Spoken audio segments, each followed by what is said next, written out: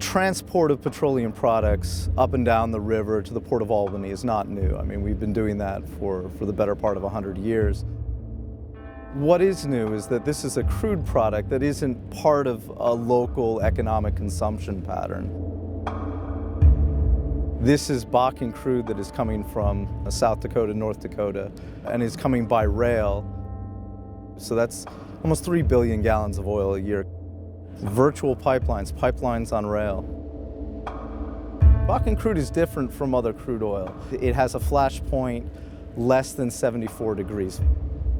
It's shipped in these containers called DOT 111s. It is a containment unit meant for liquids, not necessarily hazardous materials. The Transportation Safety Board has said 85% of these cars should not be handling this sort of petroleum. 120 cars on some of these trains, 30,000 gallons of fuel per car, very volatile fuel. When it comes down to it, each of these train cars is like a rolling bomb.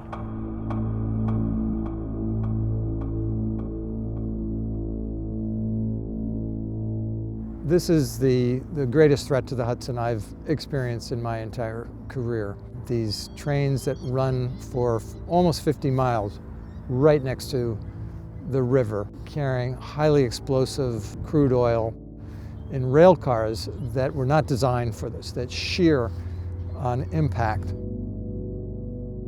The worst case scenario is that these bomb trains can come off the rails, they could explode in a Hudson River town, and there could be dramatic loss of life. And we've seen some cataclysmic accidents. Lac-Mégantic certainly is the poster child for this. This is a derailment that killed 47 people and leveled a town. The risk associated with the crude oil trains is manyfold. We could draw the short straw next.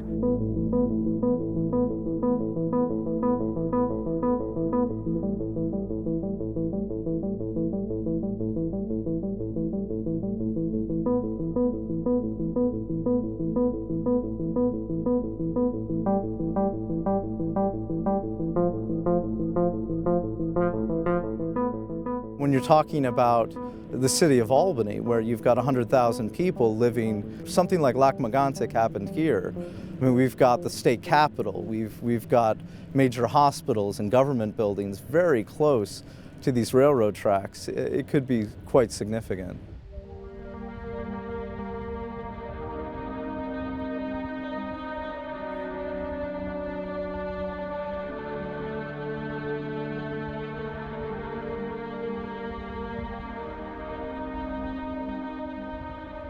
But if they go into the river, this is a very difficult crude to clean up.